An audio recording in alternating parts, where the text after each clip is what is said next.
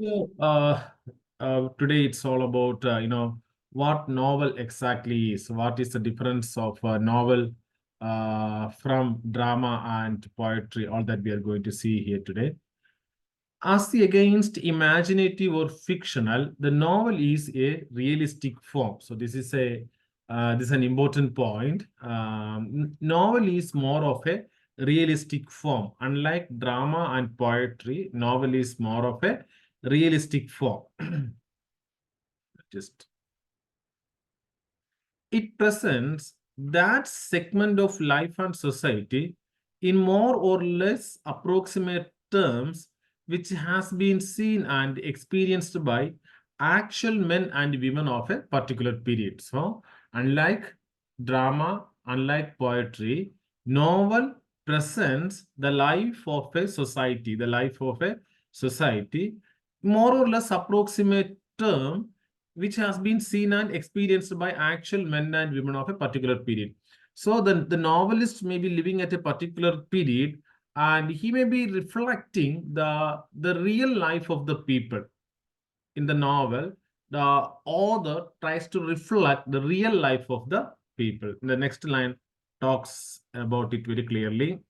See, the concept of mirroring or reflecting an object is more significant in the case of the novel than it would be in the case of the poetry or a drama. So it's very clear, right?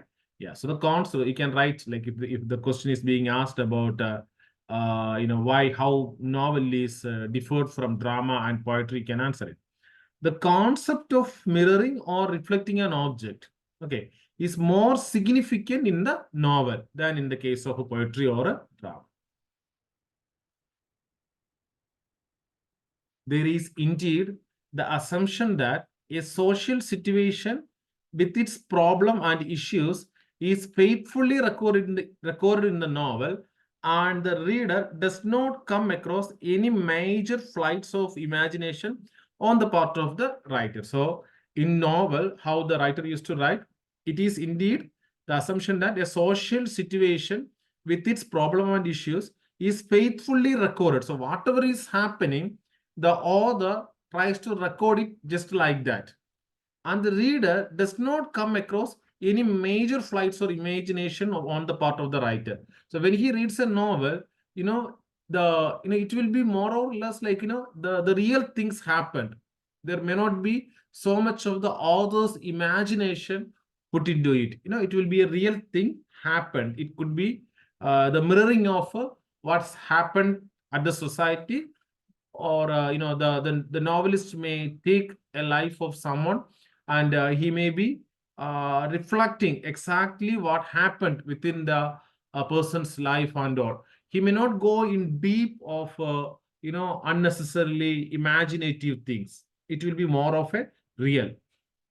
In the novel, there are no concentrated descriptions that point towards the dark recesses of the mind, the mysteries of the soul, as it were. So the novel focuses on more external events, actions, and plots rather than on inner psychological or emotional analysis. So rather than going for inner psychological or emotional analysis, the novel will be focused more upon external events, actions, and plots. At the time of writing, the novelist seems to have definitively concluded that his men and women are of the day-to-day kind, working, chatting, moving around, without the high furnishing of the soul, psyche, or mind. So what is it saying here? At the time of writing, so when the novelist is writing the novelist seems to have definitively concluded that. So what has he concluded? His men and women are of the day-to-day kind. So he has definitely concluded that his men and women are of a day-to-day kind, working, common people, chatting, moving around, with the high furnishings of the soul, psyche, or mind. They are just common people. Things happening in the life of a common man, all that's mentioned in the novel. Is that the same thing that you will see in a poetry or a drama? No, you will see of more of in-depth concepts or more of the author's imaginations, and more of the author's thought. All such things you can see in poetry or drama or whatever it may be. They seldom poetizes or see themselves in the heroic mold. So what happens in a drama, or a, some in a poetry or somewhere, you will see lots of heroic things. Somebody being uh, portrayed as a hero. But here in the novel, you don't really see them in a heroic mold. You don't see them as a hero. It will be real stories while pursuing their ordinary goals of securing bread and butter, which entails most of their working hours. So the novel will be talking more about how in a family they were, going for a job, trying to get earning some money and getting their bread and butter.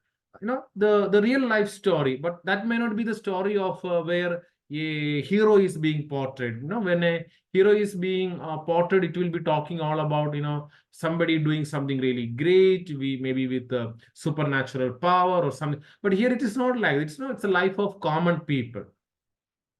The peasants, the craftsmen, traders of specific social world are part of mundane situations, ordinary situations. The job of the novelist is to see how these people could conduct themselves. The job of the novelist is to see how these people would conduct themselves. We may not be knowing that how they are conducting their life, but a novelist would be able to look into their life, will be able to analyze how they have been living, enmeshed as they are in their specific surrounding. What do you mean by what is the word enmeshed means? The word enmeshed means deeply involved, entangled, or caught up in something. So the job of the novelist is to see how these people conduct themselves, how they are caught up in their specific surrounding. So you see the differences between a novel and a drama or a poetry, right? While reading a novel, we may feel that we have been transported to a different world with its own laws, rules, and regulations. So you may be reading a novel of a 17th century or a 16th century, 15th century, whatever the age you are reading, you also will be transported.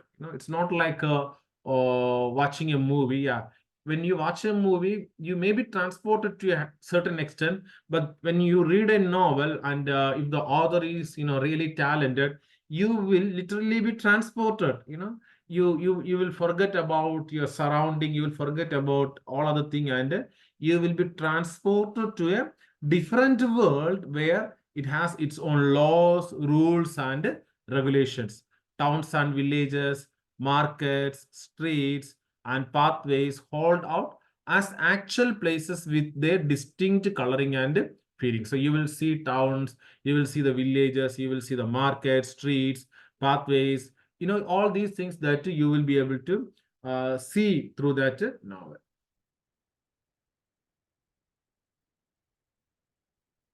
Yes, the yes, the emphasis is on actuality. See, they have given that sentence in bold letter. So what you have to do, maybe you can copy the same sentence for the examination. So in a novel, the emphasis is on actuality. So in the novel, maybe there will be a question coming like in a novel, the emphasis is on actuality. Explain. So then you have to talk about all such things.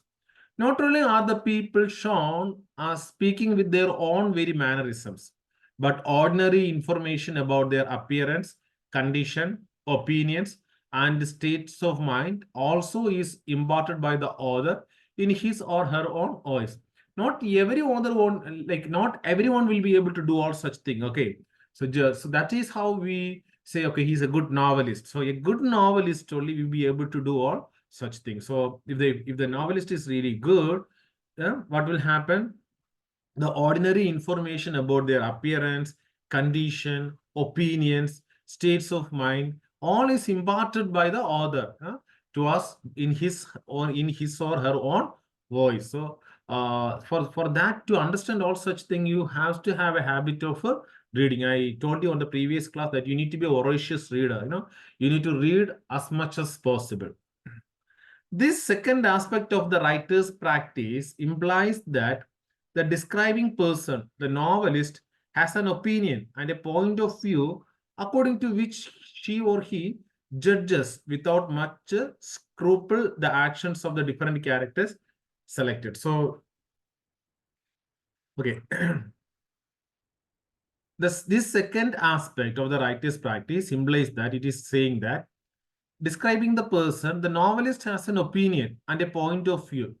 So the novelist, when he talks about a person, he has already a point of view. He has already, has a kind of a bias about that person. So this second aspect of the writer's practice implies that the describing person, the novelist has an opinion and also has a point of view according to which he or she judges without much scruple. Scruple means a feeling of doubt or hesitation about whether something is morally right or wrong. The actions of the different characters selected consciously and with an ostensible purpose. Ostensible means appearing to be true or near for presentation. The judgment of the writer is biased as all judgments are. So the judgment of the writer is what? It is biased as all judgments are. Biased means he has a preconceived notion. The biases obviously indicate that the writer is totally immersed in the overall fate of the characters as well as the effect of their behavior on the life and nature of the society. So when the author, when he is writing, he is biased. He is biased with what? His bias is indicating that he is totally immersed in the overall fate of the characters. So he knows what exactly is going to happen in the life of the character because the novelist, he himself has seen the world a lot. He has got a lot of experience. So he has already got a very clear idea about what is going to happen for the character and how is their character going to affect the behavior of the behavior on the life and nature of the society. In this sense, the writer can be seen as a responsible member of the actual society of that time, as well as a society reflected in the novel. So, in this sense, the writer can be seen as a responsible member of the actual society of that time, and also as well as the society reflected in the novel. The remarks of the author meant clearly for sharing with the reader. So, the remarks of the author, what is the purpose of the remarks of the author? Meant clearly for sharing with the author. So, there will be many remarks about the character. So, that is for the purpose of sharing with the reader.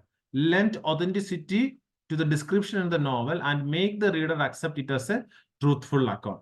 This leads to a state in which the reader is strongly drawn into the ethos of the world of a novel or the values of the world of the novel.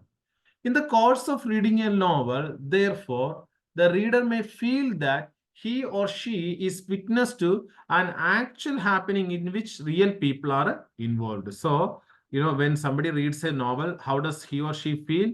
Yeah, he or she may feel that they are witnessing an actual happening in which real people has been involved. Where will you be able to see such kind of thing? Yeah, when you read a novel. When you read a novel, the reader may feel that he or she is witnessing to an actual happening. He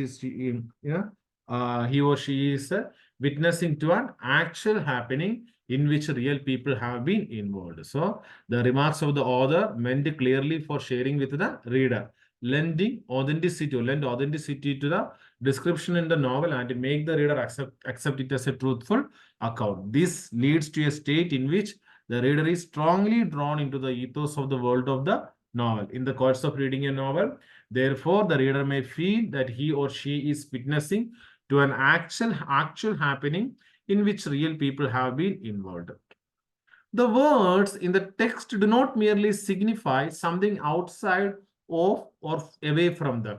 Instead, the words are there on the page as a picture or pictures which introduce the reader to their world and bind him or her to its specific aspects. So what is the very purpose of the words in the novel? The words in the text do not merely signify something outside of or away from them. Instead, the words are there on the page as a picture or pictures which introduce the reader to their world and bind him or her to its specific aspects. There is no wonder that the reader of the novel would get fully absorbed. If you are really concentrating and you're reading a novel, then what will happen to you? There is no wonder that the reader of the novel would get fully absorbed in the goings on of the world chosen for presentation in the world.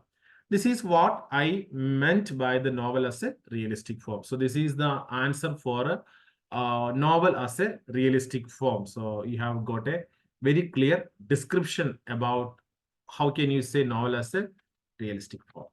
Next part. Imaginative, on the other hand, denotes an unreal thing. So imaginative, on the other hand, denotes an unreal thing, a creation of the mind of a person gifted with an unusually inventive and powerful imagination. So when somebody,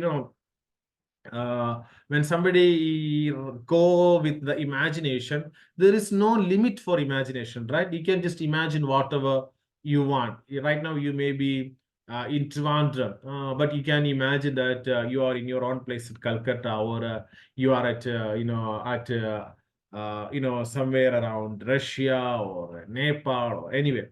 So imagination on the imaginative, on the other hand, denotes an unreal thing, a creation of the mind of a person gifted with an unusually inventive and powerful imagination. It is also suggested that words in a text under the imaginative category have to be taken as tools, and that the artist works with their help to fulfill his or specific artistic, moral, or a spiritual purpose. So, what has to be done? Words in a text under the imaginative category. Words in a text under the imaginative category has to be taken as a tools. And with these imaginative category, as like they are used as tools for what purpose?